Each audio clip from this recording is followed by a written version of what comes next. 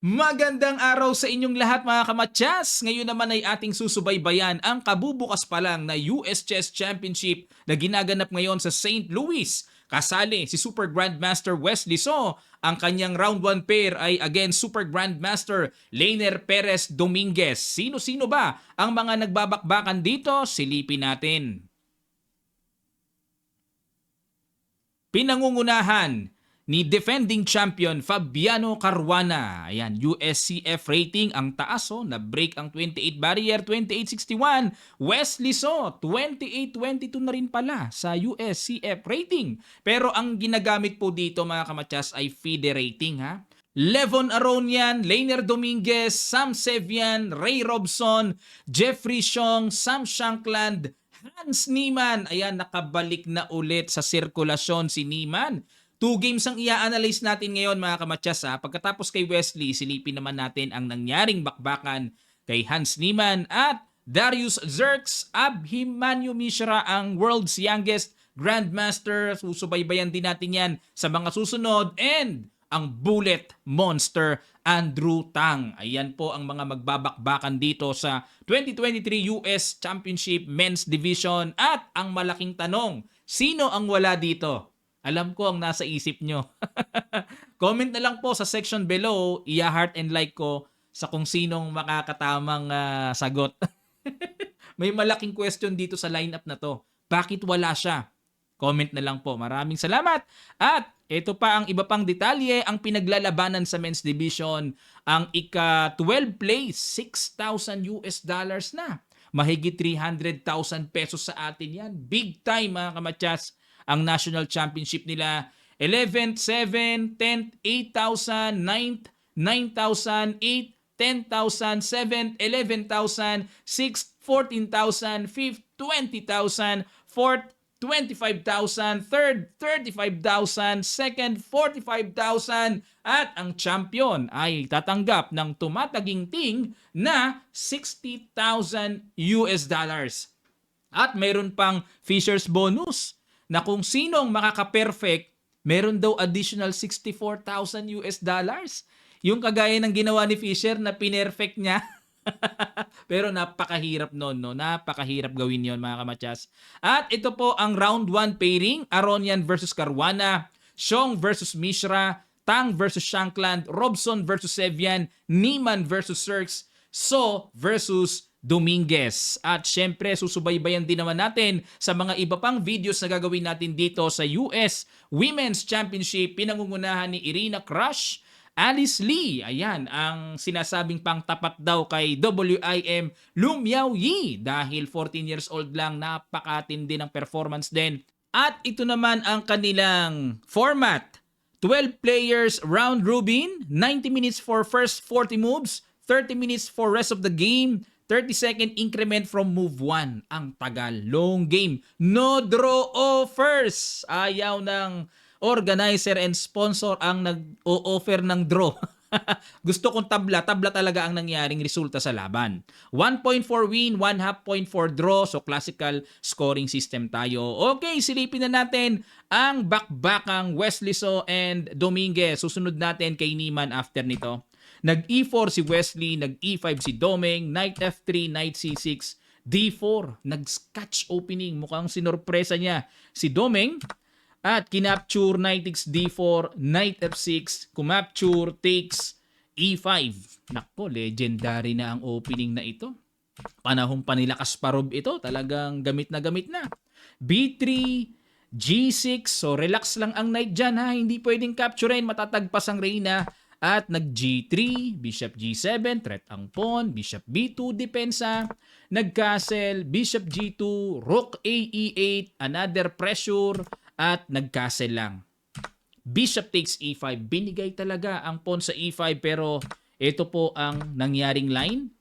Takes, capture, medyo parang naiibahan ako, no? Takes. Lamang sa material dito si Wesley, 2 minor pieces, sa isang tore lamang pero mayroon namang massive pawn structure ang black.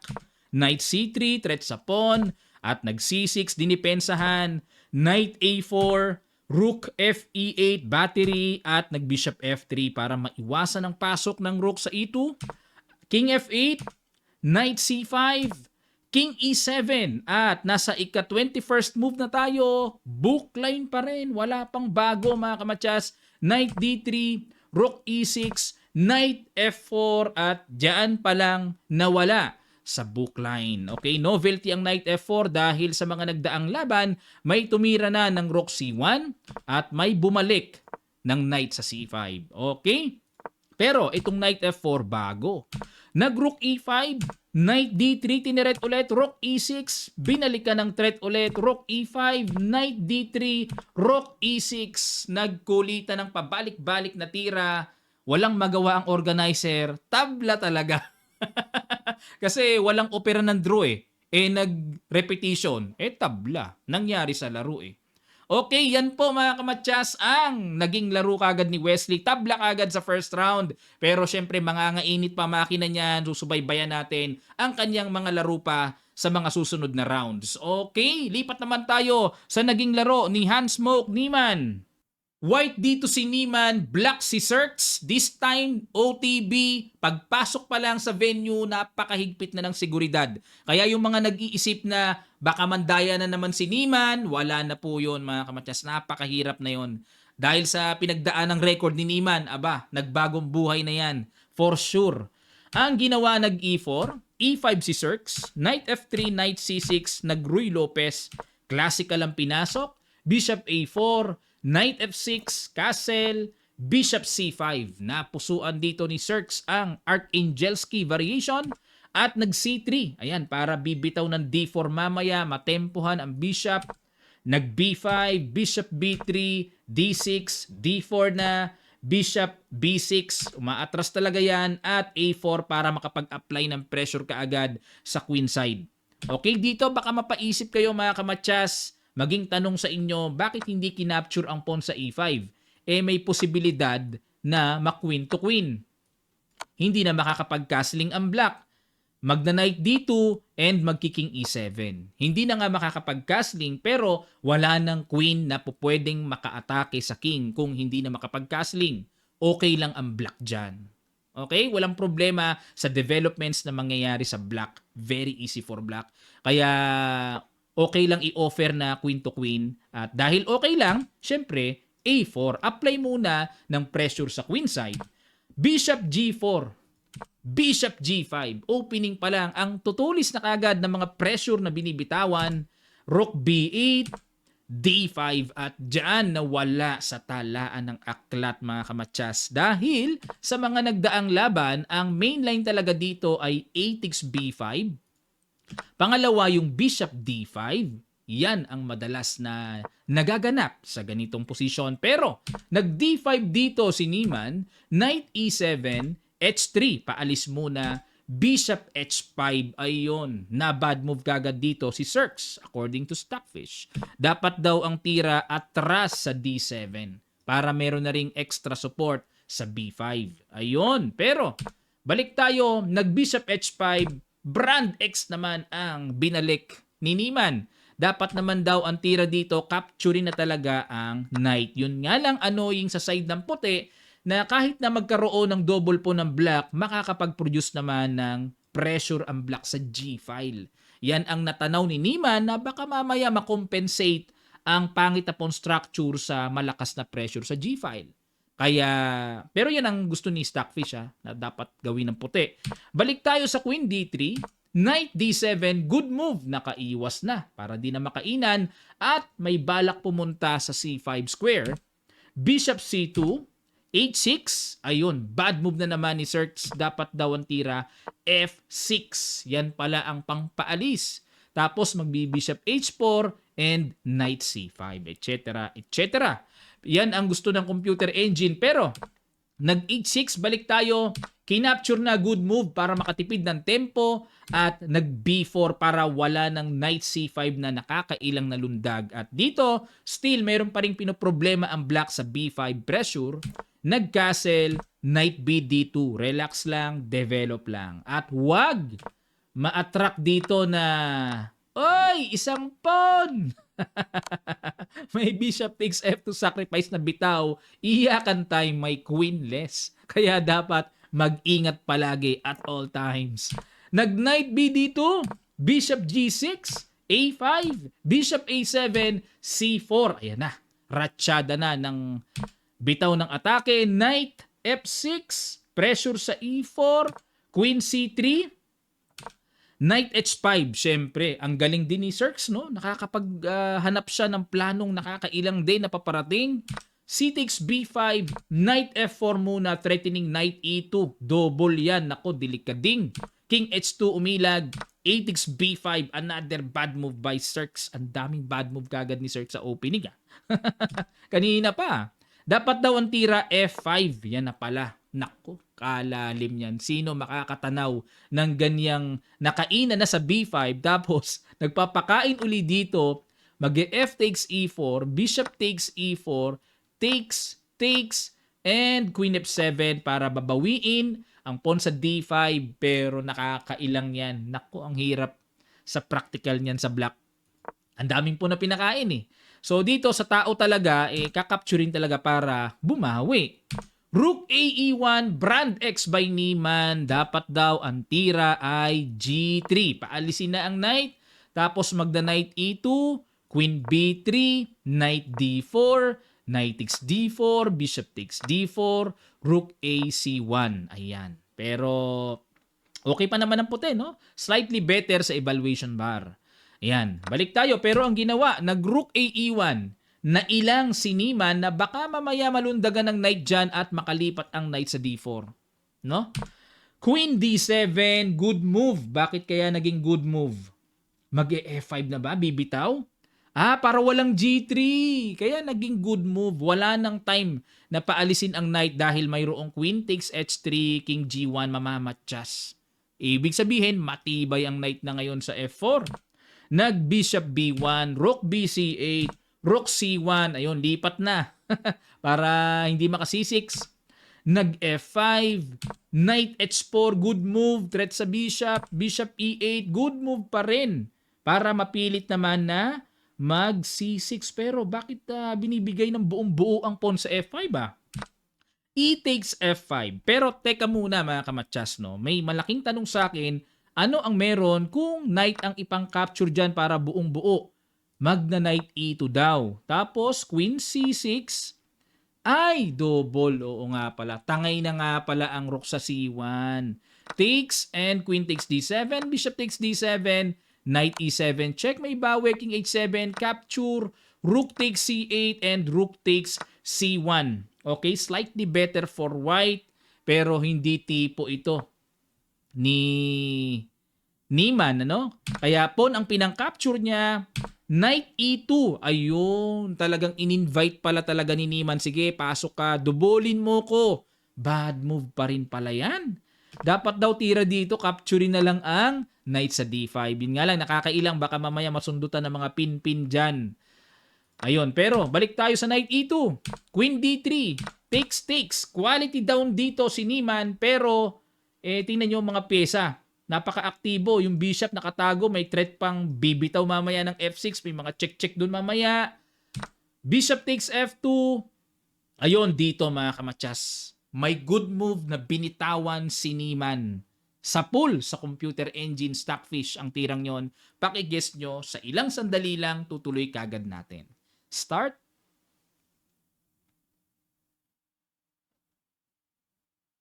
Maraming salamat. Congrats sa mga nakakita. F6. Excellent move. Threatening. Sundot ng check sa H7. Nag-G5. Para may threat sa knight, makover pa with tempo ang square H7. So, walang Queen H7 na papasok. Nag-Knight HF3. Bishop A7 umatras. Bakit naman hindi kinapture ang libreng pawn sa F6? Meron kasing Knight E4, madodouble. Babagsak ang bishop, syempre. Iiwas ang tore dyan Okay? Kaya, nag-bishop A7 muna and ready to capture na ang pawn sa F6. Nag-queen F5 naman si Niemann. Brand X ang ginawa. Pero dito po kapansin-pansin, wala ng oras, no? Si Niemann, konti na lang, nag-ubos pala sila ng oras talaga sa bakbakan na ito. Dapat daw ang tira, knight takes G5. Hindi gumana ang engine ni Niemann. Knight takes G5. Yan daw ang excellent pang continuation pag kinapture and Rook F1. Depensa muna sa F6. Naku, kalalim. Matapos mag-sacrifice, sabay mag-Rook F1 lang. Positional sacrifice ang tawag dito. Pag sacrifice, wala pang dating pero may paparating sa mga susunod na tira. Mabigat ito. Pag ginawa ni Niemann yan, maghihinala na naman sa kanya yan. No? O, pero balik tayo mga kamatsas. Nag-Queen F5 si Niemann. Bishop E3. Rook C3. Bishop F4 check. G3 harang. Kinapture na, capture. At nag-C5. Ayun. So, hindi pa makapture-capture ang queen. Pag kinapture, meron kasing tempo attack sa rook tapos babagsak ang C7 pawn. Kaya, nag-C5 muna. B takes C5, bad move si Niemann. Wala na rin kasing oras mga kamatsas. Kitang-kita, wala nang oras. Dapat pala ang tira ay H4 lang. Naku, mahirap din maunawaan ang tira na yan. Pero, ang gusto dito mangyari ni Stockfish, pag kumapture-capture ay magkakaroon ng chance na maka-atake sa G-file. Kung hindi naman papansinin yan, hahataw ng capture sa G5. Siyempre may queen dyan. Yan pala. Oo nga, ganda ng H4, no? Pero ang topic kasi nasa queen side. Biglang mababaling sa king side. Yun ang mga mahirap na transition sa analysis sa human side eh. B takes C5, balik tayo sa ginawa. Takes. Ayun, bad move si Cirques. Dapat daw time na para capturing yan dahil wala nang antore doon na matitreat pa. Bishop takes, D takes, Knight E4 and C4. Lamang ang black dito dahil syempre may marching pass pawns na paparating. Tapos aalisin lang naman ang bishop. Kung magdidire-diretso, madali lang ma-control yan ng tore. Pero ang nakakatakot dyan, yung marchang gagawin ng black. Masyadong mabilis. Winning for black yan. Pero balik tayo sa ginawa. Nag-D takes C5. Queen takes E5. Bishop F7. Threat sa pawn. Queen E4. Threatening matchas. At nag-bishop H5. Tumbok din. Accurate din ang nakita ni Cirques. Kasi kung kakapture dyan, wala nga Queen H7 check dahil may queen, pero mayroon namang very strong Queen G6 check, King H8, Queen takes pawn, King G8, Queen takes G5. Malilima sa mga pawns. Nako, malaking delikado yan. Okay? Hindi ko na po itutuloy pero winning for white. Balik tayo sa Bishop H5. Nag-G4, Rook takes F6. Yan po ang pinaka-practical approach na dapat gawin ng black. Tumbok ang ginawa ni Cirques. Capture, Rook F2 check. May capture din naman kasi sa knight. Queen G6 check, Queen G7, Queen E8 check, Queen F8 at dito obligadong magpabalik-balik mga kamatsas. What a very beautiful drawn game. Ang galing, no? Walang opera ng draw pero nangyari talaga sa laban, tabla talaga. Via perpetual check. Nagpabalik-balik repetition na rin. Iyan mga kamatsas, kasi dito hindi pwedeng iibahin ng black. Mamamatsyas, may buntot yan, nakatago. Ang layo nga lang, long shot. So sa chess given po, ang dapat matalas ang mata, walang long shot excuse. Ayan, may nakausap akong player eh. Hindi ko nakita long shot eh. Ang layo daw kasi. Meron na palang ganon. Pag naglalaro tayo, talagang obligasyon nating tingnan ang kabuuan ng board kahit na malayo pa yung pyesa na yan. Kung ano ba ang mako-contribute niyan, dapat aware tayo. Alam natin ang lahat ng pasikot-sikot mga kamatsas. Okay, maraming salamat po. Ito po ang kanilang standing. Sevian lang ang may 1 point. Laro niya lang ang nanalo against Ray Robson. Lahat po tabletas na. Okay, mga nagpapakiramdaman pa sa kanilang round number 1. At ano ba ang pairing sa round number 2? Ito po, Caruana versus Dominguez, Zirks versus So, Sevian versus Niemann, Shankland versus Robson, Mishra versus Tang, Aronian versus Xiong. Yan po ang ating aabangan naman. Okay, susunod po nating i-analyze ay ang nangyari namang update sa women's division, especially sa game ni Alice Lee. Yan po ang inyong antabayanan. Maraming salamat sa inyong matiyagang panonood. Sana po natuto kayo na update. At sa mga gustong mag-avail ng ating Kamatsas merchandise, sa mga nagtatanong po, click nyo lang ang link na nasa comment section below para makapamili na kayo. Maraming salamat. Magkita-kita pa tayo sa mga susunod pang videos.